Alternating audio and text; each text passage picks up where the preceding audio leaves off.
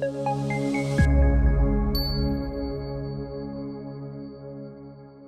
and welcome. I'm Mike Wolf with Theoris in the Quality and Compliance Consulting practice. And we'd like to talk to you a little bit more today about the QMSR and actually to make a special offer, which I'll tell you about in a moment. The QMSR, of course, and this is review for most of you, is the Quality Management System regulation. FDA has been in the process of transitioning from its current QSR, the Quality System Regulation, embodied in 21 CFR Part 820, to a new QMSR, which was defined in a final rule published in the Federal Register in February 2024. This final rule incorporates by reference the requirements of International Standard ISO 13485-2016. So effectively, this ISO 13485 will become the sort of foundation of the QMSR going forward. Companies who are going to be most affected by this transition will be companies whose quality management system was never sort of oriented toward ISO 13485 and its requirements. Some of those requirements which will require some special attention, and this is not an exhaustive list, but some of the ones that stand out might be, for example, the risk-based approach to the QMS processes and risk management in general. Development of competency of employees rather than just training. Management review, which is a bit more prescriptive in ISO 13485 than it was in the QSR. Purchasing in general, but supplier controls a bit more specifically. And then process validation, including software validation, and control of non-conforming products.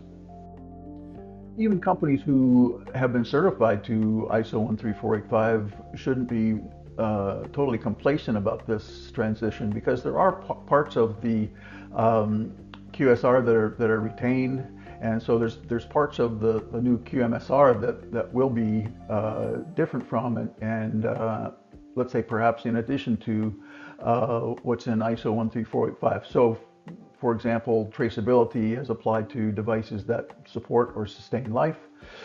Certain types of records, including complaint records, service records, and UDI, and specific labeling and packaging compliance requirements.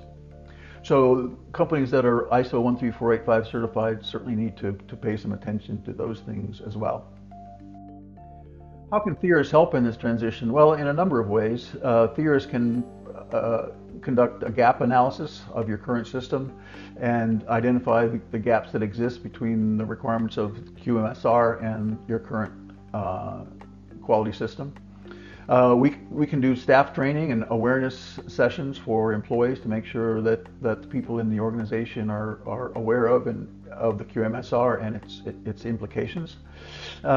We can certainly help with revision and remediation of your QMS documentation, including the quality manual, procedures, work instructions, forms, checklists, templates, what have you.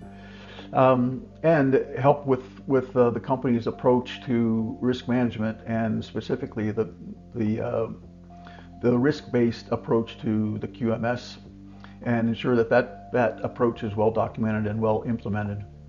Post-transition, of course, we can help with the conduct of internal audits of your QMS to make sure that the QMS continues to be compliant with all relevant standards and regulations and requirements, and that it continues to improve over time.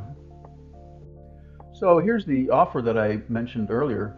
Theoris is offering a free 30-minute consultation on the QMSR and its transition. We would, for example, help talk you through your current team structure and capabilities and resources that you have available to apply to this transition effort. We would talk about your current QMS and how it aligns with the QMSR, and perhaps identify some of the more obvious and bigger gaps that need to be addressed rather quickly. And we would answer your questions, whatever those might be, about the QMSR and the transition pathway that might be most appropriate for you. So get in touch with Theoris and let us help you get ready for the go live date for the QMSR, which is February 2nd, 2026. and thanks very much.